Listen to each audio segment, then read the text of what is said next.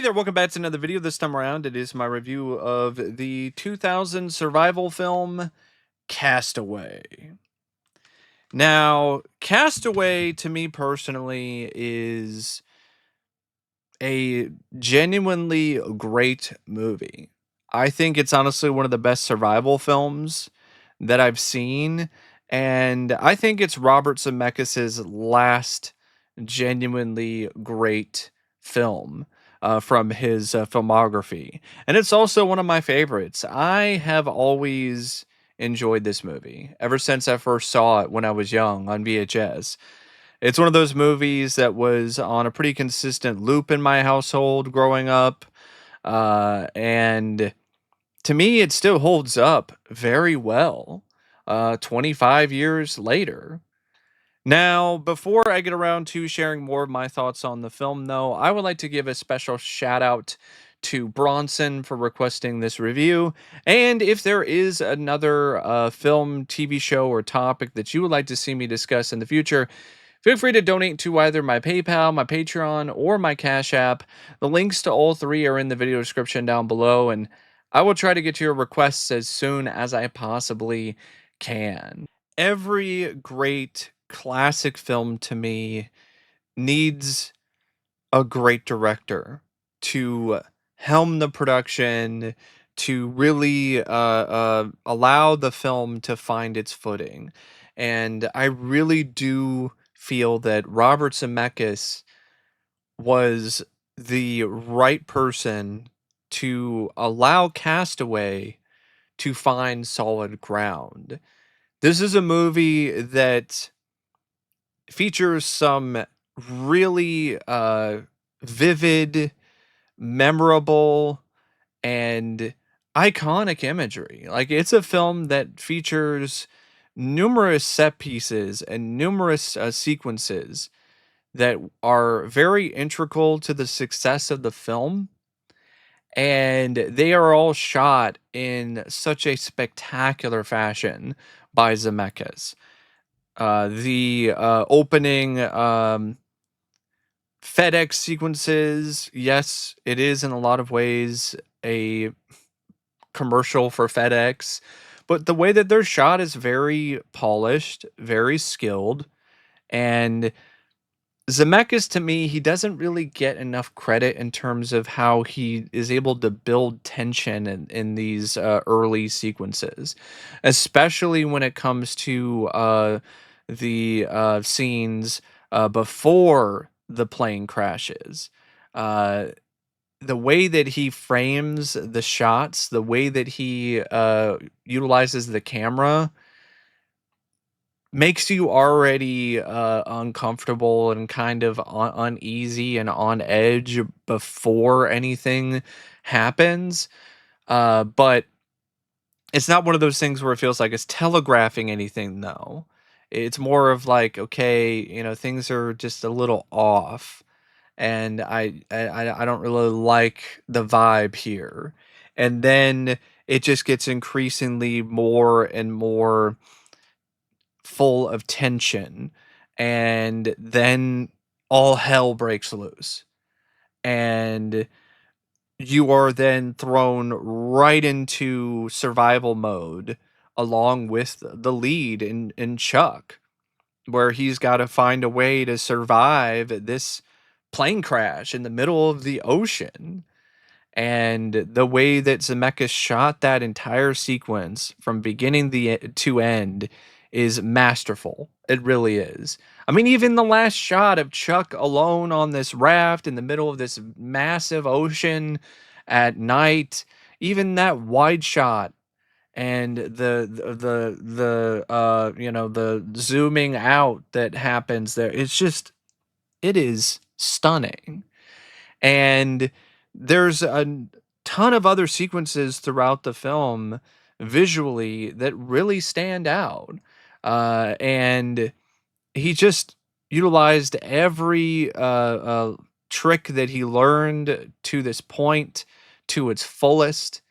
And this is a showcase of Zemeckis at his best, when it comes to the framing of his shots, when it comes to the pans, the zooms, the POV shots, the way that he showcases certain kinds of feelings and certain kinds of emotions throughout the sequence or throughout the entire film, just the way that he shoots and films the island and makes the island itself feel like its own character after a certain amount of time, where it seems to have its own mood, and it's not just Chuck that has these kind of emotions and feelings. The island itself seems to also have those moments as well, and so does the ocean. And the fact that there are so many scenes in this film that are just dealing with a single solitary character in Chuck Noland, who was alone on this island, and these sequences are so well done and so well shot that it's never boring.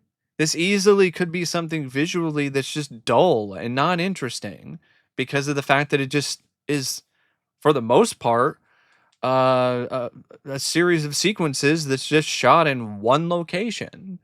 But that never really happens because of the way that Zemeckis shot the film. And Zemeckis's prior experience with Tom, and knowing his quirks and knowing his strengths and his weaknesses really paid off here, because I think he brought the best out of Tom. And the way that Robert also utilized very minimal amounts of visual effects, but to their maximum potential, is also something that I think is worth mentioning, as is the way that he shoots scenes that are supposed to provide a very visceral kind of reaction.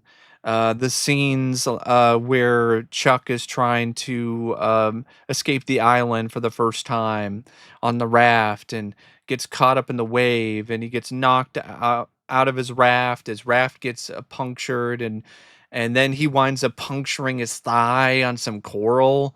Like, the way that that entire sequence was shot, it looked like it happened for real. It looked like Tom Hanks actually punctured his thigh on some coral while he was under the water, and the pain that he was feeling was real. And it's the same thing for sequences like the infamous tooth scene, where Chuck has an abscess in his tooth and has to remove it with a ice skate blade and a rock. And the way that Zemeckis shoots that sequence is squeamish as hell. It's so uncomfortable to watch and cringe. I I still to this day have never seen that entire sequence because it's just too much for me. And that's saying a lot coming from the guy wearing a Jason Voorhees hat, and the guy who likes all these gory slasher movies. But that just hits me at a level that none of those other slasher films can even come close to, including the Terrifier movies. And in large part, it's because of the way that that scene is shot. It's just shot in a way that is ruthless.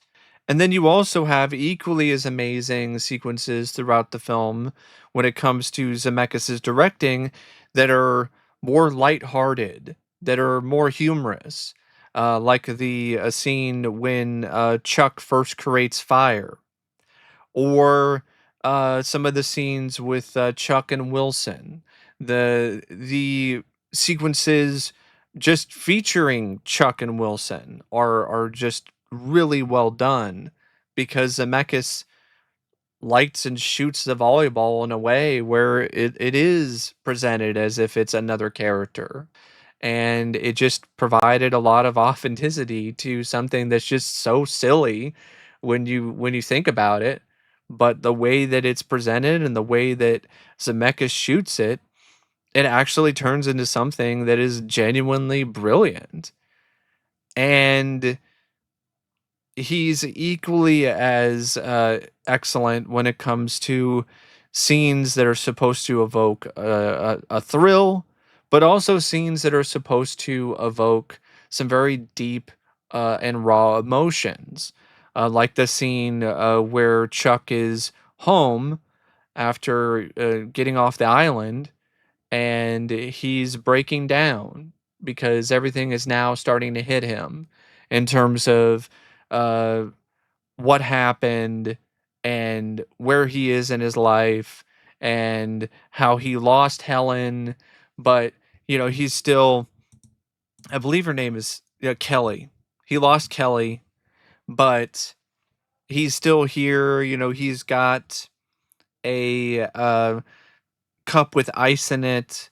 He's got his friends. He's got a nice warm bed, and it just hits him in terms of the realization of how lucky and how genuinely happy he is to be alive and to be in this moment despite everything that has happened to him, despite the fact that it might not have ended the way that he would have liked in terms of this day, because in his mind he probably felt that Kelly would be there and they would get back together and she was waiting for him all this time, but in reality that wasn't the case. And so he doesn't get this storybook fairy tale ending for this big day for him after he has gotten off the island and returned home. Instead, it's a very bittersweet day. But the way that that scene is shot is just so intimate and so heartfelt. And to me, this is peak Zemeckis. It really is. This is also a genuinely incredible and captivating script. As good as Zemeckis' direction is, if you didn't have the right script, it really wouldn't have worked either. I will admit that early on it's a bit of a slog though, because it's establishing the character of Chuck Nolan and his job at FedEx. It's establishing his relationship with Kelly and his connection with his friend Stan. So you're getting all of that for like the first 30 minutes or so, but it does feel like it's just an extended advertisement for FedEx, and that can get a little old, I will admit. So I would say early on, it's kind of, I wouldn't say it's boring, but it's just one of those things where it's just kind of there while you're establishing characters and their jobs and how Chuck winds up on the plane that ultimately crashes into the ocean that leads to him being stranded on an island for 5 years, or I think it is at least 5 years. And once you get to the crash sequence, though, I mean, the way that that entire sequence is planned out is just masterful. It really is. The fact that there's just all these details that are thrown in there and just make it such a genuinely realistic and harrowing sequence to watch, gut wrenching at points, especially when you find out that the very thing that was holding Chuck back when he was underwater and he had the raft and he was opening it up while he was trying to get out from underneath the wreck of the plane. It was the beacon. It was the beacon that would have been able to alert people of his location, and he would have been rescued a lot faster, and he wouldn't have had to have gone through the grueling experience that he did, surviving on that island for so long. Uh, but then again, if the beacon didn't get ripped off, he wouldn't have made it out alive either. So it's just some great writing there where the very thing that could have saved him uh is also the very thing that would have killed him if he didn't let it go.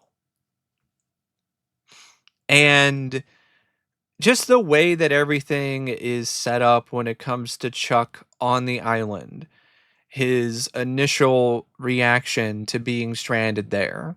It's just very realistic. His behavior, his actions, they all match the kind of things that pretty much anybody would do. You know, you would be going around saying, "Hello, hello, is anybody here?" Even though you know in the back of your head that there ain't nobody here. It's just you, the coconuts, and the ocean, and whatever else is on this island. There ain't nobody fucking here. You're alone. And but you don't want that realization at that point. You've already gone through a shock in terms of surviving a plane crash. You don't want to think about the possibility that you're stranded on an island in the middle of the ocean in what might as well be the middle of fucking nowhere. And but you know, eventually the realization does set in, and then the panic sets in, and then the stress sets in, and the way that it's all written, it just feels very natural, and the progression, it's never forced when it comes to the way that Chuck acts and the way that he behaves. He doesn't become skilled when it comes to being a fisherman or even getting coconuts or doing any of these other things until many, many years later.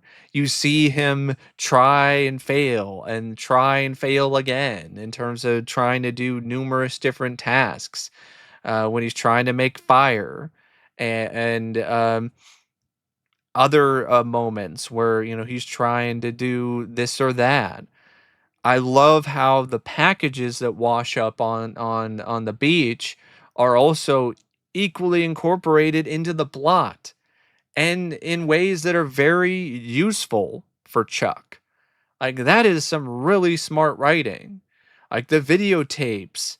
He uses the videotape as a rope to help put together the raft that he uses to eventually escape the island.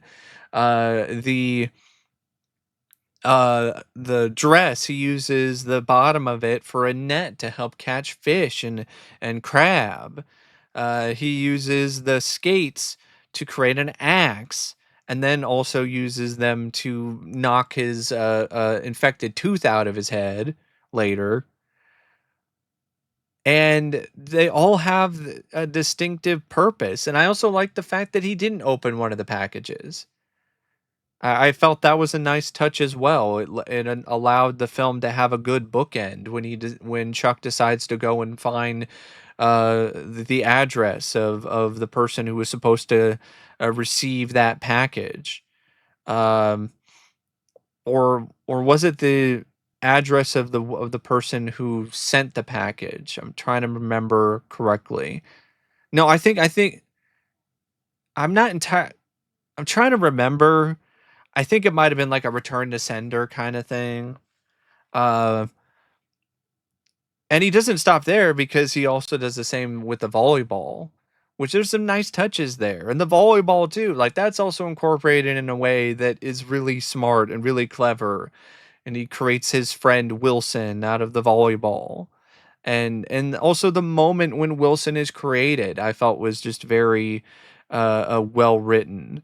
It's this moment of frustration and anger. He's trying to make fire. He cuts his hand, and he grabs the volleyball and throws it, and then it leaves behind this mark that kind of looks like a face. And then he, you know, winds up making it look even more like a face. And then he starts talking to it. Because if you've been on an island for that long, eventually, you know what? You're going to start talking to a volleyball or a tree or something. You got to do whatever you got to do to stay sane. And I also appreciated that it didn't shy away from suicide either. And the whole thing where he tested out committing suicide, but then realized that's not going to work. And Other scripts might not even go there, but I'm glad that it did because it just shows even more of the reality of the situation. Because that is definitely a thought that would come to your mind if you were in Chuck's shoes. Some people it would come to their mind even earlier. Some people, I don't think they would even be able to make it 5 years. In all honesty, I don't think I would be resourceful enough. I don't think I would be smart enough. I think I would not have made it. And I definitely am not strong enough, that's for dang sure. So I don't think that would have been in my favor. I think I would have been a goner. But other people, they can look at it and be like, "Oh, this is what I would have done," or "Oh, he did this, and maybe I would have done this differently." Or, and a lot of the stuff that he does, though, in fact, pretty much all of it for the most part, it all feels like it's done for a purpose. It all feels like, yeah, there might be a little bit of some foolishness and being a little too impulsive. When he tried to escape the first time and punctured his leg on some coral, but he learns from his mistakes. He kills that crab, tries to eat some raw crab, and then realizes, ew, I can't eat this. And then, has to find a way to create fire and cook the crab. And there's all these different things that he learns and he realizes over the course of his time on this island and his quest for survival. And I think in a lot of ways the script is very much about the strength of the human spirit and how far that can really take someone. When you think about being in the position of Chuck Nolan, stuck on this island for years, no contact with the outside world, your only friend is a volleyball, and it's an inanimate object. It doesn't have a soul. It doesn't can't even talk. If it is talking, it's talking inside your head. And speaking of that, there was, I think, plans to make it talk, but the people behind the movie wisely decided, nah, let's not do that because that would be silly. And they were right. That really would have taken me out of the movie, to be honest. If when you got to the Wilson scenes and then Wilson had a voice and he's actually talking like it's some Pixar movie, yeah, I'd be like, yeah, I call bullshit on that, and the tone would have been really bad. But the script doesn't do that. So instead, the tone feels very consistent from beginning to end. What is really the problem with the ending? I don't really understand people's issues with the ending. Maybe they think, oh, the whales and whatever. Like, whales actually have been known to help people. Like, that is not something this script just made up. Whales have actually helped people in a similar fashion. Plus, I don't have a problem with it because it also connects with a lot of the themes of man versus nature and so on and so forth. So I don't really think it's that much of a problem. There's really not a lot that's very incredulous when it comes to the stuff that Chuck finds on the island. The packages make sense because it was a FedEx plane. The dead guy makes sense because there were a bunch of other people on board and they didn't make it. So, oh, the guy's shoes didn't fit him. Well, he turns them into sandals and he takes the flashlight, and it didn't really seem like there was a lot of things involving that. That seemed like it was that crazy. I will mention though the fact that he actually went as far to bury the pilot and to give him a makeshift gravestone really was a nice way to show his character and how much of a genuinely decent guy he is. Because I will admit, early on, he kind of didn't come across like the best guy, which was an interesting choice. But I think it was the right one because as the story progresses and as you see him alone on this island more, you get to see more of his personality. You get to see more of where his heart lies. And it saves it for those moments instead of just really giving you the sap early on in terms of just how much of a saccharine sweet guy this guy happens to be prior to him even winding up on this island. It makes you think like, okay, he wound up on this island and he's by himself. Maybe there's some sort of karma at play here. Maybe some of the ways that he acted, or maybe some of the things that he's done in his past is now coming to haunt him. Um, and that adds some nice different sort of layers to his character, and you see him really grow as the film progresses as a result. When he gets off the island and he's given essentially a hero's welcome, it's just very awkward to him. He's not celebrating it like it's some big win. And when Kelly is not willing to see him, he goes out of his way to go see her, and she leaves the door open for them to possibly get back together, but he's the one that says you need to go home, and basically cuts it off right there, right then and there. And that shows growth, that shows maturity for his character, and it shows that he's learned life lessons from his time on that island, and he is now using them in this moment, and in a moment it was probably incredibly hard for him to resist the temptation of getting back together with his love, this woman that he loves, in a lot of ways still loves. But she's married now. She's got a husband. She's got kids. She does have another life. And that life doesn't include him in the same capacity as it once did. So the best way to handle the whole situation with him and Kelly is to let her know that no, there isn't anything here anymore. You need to go home. And then, of course, that leads to that great scene with him and his friends when he's at home and he's talking about life. And I don't understand the contrived stuff. Even the ending where he goes and is trying to find out where these packages were supposed to go, and then he winds up finding the girl who had the angel wings and is at a crossroads at the end of the movie. It didn't show him walk down the path and go to the girl's place, and then they became fast friends and they fell in love immediately, and they ended the movie with a kiss. It didn't do that. It ended at a crossroads. I guess maybe people think about when he was rescued. Oh, the boat just happens to be there. I'm like, that sometimes happens. Just like that. For actual people who have been adrift at sea, that's exactly what happens. A boat goes by, sees them, and then they get rescued. So I don't necessarily agree with the criticism that it's a very contrived Hollywood type of ending. I mean, if it was really contrived, he would get back together with Kelly at the end, despite her being married and having kids, and they would just make it work. There's not a ton of lines, but the lines really hit. The lines don't have any moments where they feel like they are unnecessary or there's throwaway dialogue.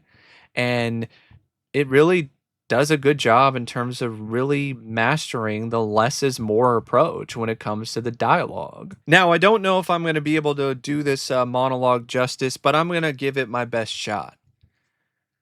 We had both done the math.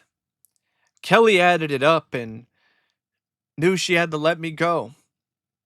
I added it up and I knew that I had lost her. Because I was never going to get off that island. I was going to die there, totally alone. I was going to get sick or get injured or something. The only choice I had, the only thing I could control was when and how and where it was going to happen. So I made a rope and I went up to the summit to hang myself. I had to test it, you know. Of course, you know me. And the weight of the log snapped the limb of the tree, so I I couldn't even kill myself the way that I wanted to. I had power over nothing. And that's when this feeling came over me like a warm blanket. I knew somehow that I had to stay alive. Somehow I had to keep breathing, even though there was no reason to hope, and all my logic said that I would never see this place again. So that's what I did. I stayed alive. I kept breathing. And one day my logic was proven all wrong because the tide came in and it gave me a sail. And now here I am. I'm back in Memphis talking to you. I have ice in my glass. And I've lost her all over again. I'm so sad that I don't have Kelly. But I'm so grateful that she was with me on that island. And I know what I have to do now. I gotta keep breathing. Because tomorrow the sun will rise. And who knows what the tide could bring. That is just some amazing dialogue. And it's a magnificent monologue. And I think William Broyles Jr. just deserves a multitude of credit for uh, his work there and just his work in general with this script. It's a very special script, and I think the film really is in a lot of ways as special as it is because of this screenplay. But it's also um, special because of its cast. This is the best possible cast, in my opinion, that you could come up with for a film like Castaway. Tom Hanks is the quintessential everyman. He is very believable when it comes to playing, a FedEx guy. It doesn't feel like it's a stretch. But he's equally as believable when it comes to playing a man who's stranded on this island and forced to find a way to survive using his wits and using uh, his strength and using whatever he has within him to keep going and to keep persevering and to keep uh, fighting and to keep striving for survival despite the odds that are against him and despite the years adding up when it comes to him being isolated on this island. He's also a charming and charismatic enough actor that you can spend a large chunk of the film with only him and a volleyball, and it's entertaining. And I think that is something that I genuinely feel some people might take for granted in terms of, oh, well, any actor could do this. I disagree. Like, you need to have an actor who you can connect with on an emotional level, which you can with Tom Hanks. You need an actor who's willing to be vulnerable enough, which Tom Hanks absolutely was.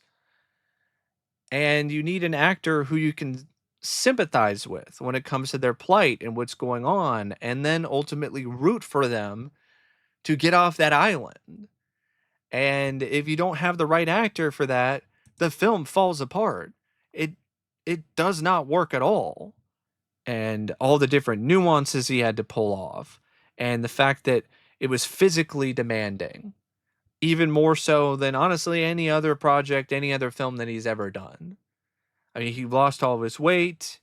And I know he did lose some weight for Philadelphia, but this is a different kind of thing because he gained all this weight initially, then lost all of his weight, and that can be pretty taxing and hard on anybody. And to still turn in such a uh, really iconic and incredible performance that is both heartbreaking as well as genuinely humorous, and it is just a really great example of a one man show done the right way. But Helen Hunt is still good as Kelly, makes the most out of the scenes that she has. She has some really believable, strong chemistry with Tom. And I also like Nick Searcy as Stan, Chuck's best friend and coworker. Um, you have Chris Noth, who plays Jerry Lovett, the dentist who later marries Kelly, but he's only in it for a little bit. And so is the other actors and actresses like Jenifer Lewis or Jeffrey Blake. But it is really Tom Hanks's film. And another thing about this movie that I think is definitely worth mentioning and praising is a cinematography by Don Burgess. It's a gorgeous looking film. It really is. It is such a just beautiful film when it comes to the cinematography and the direction. There are numerous sequences in this that you could frame, put on a wall, and it would look great anywhere. And the editing by Arthur Schmidt is also really stellar, really strong. And then you have the music by Alan Silvestri. Most of the score is very minimalist. Nature sounds, stuff like that. A little bit of a Russian choral bit in the beginning. But when it needs to really pull it and tug at the heartstrings, or really needs a moment that has to resonate deeper, the score comes in and just makes this movie into something that winds up reaching an entire other level as a result.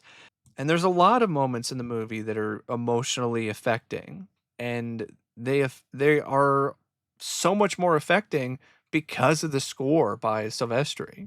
And it's a movie that's fairly long, but I never really felt like it was too boring except for the first part of it. I think that's where they could have tightened up the pacing a little bit. And also near the end, I think you could have tightened some things up a little bit once he gets off the island. But other than that, despite the film being over 2 hours, I never really found it to be too tedious. Yeah, that's my thoughts on Castaway. And as always, thanks for watching, and I will see you later. See ya.